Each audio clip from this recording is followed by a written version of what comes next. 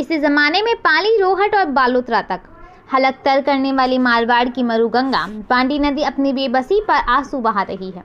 प्रशासन के अनदेखी के चलते नदी में दूषित पानी को छोड़ा जा रहा है, जिसकी बदबू से नदी को पार करना मुश्किल हो गया है। नदी में उगी कंटीली झाड़ियों व जहरीली घास से नदी ने एक दलदल का रूप ले लिया है।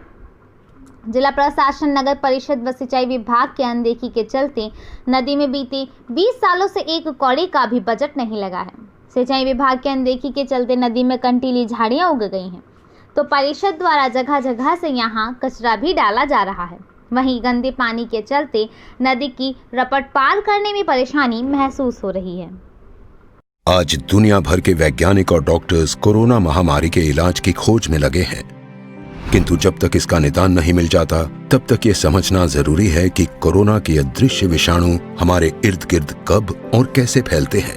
हाल ही में हुए शोध से ज्ञात हुआ है कि हर सांस हमारे वातावरण में प्रति मिनट 20 से अधिक विषाणु प्रवाहित कर सकती है तथा केवल आपस में बातचीत के दौरान भी प्रति मिनट 200 से भी अधिक विषाणु फैल सकते हैं।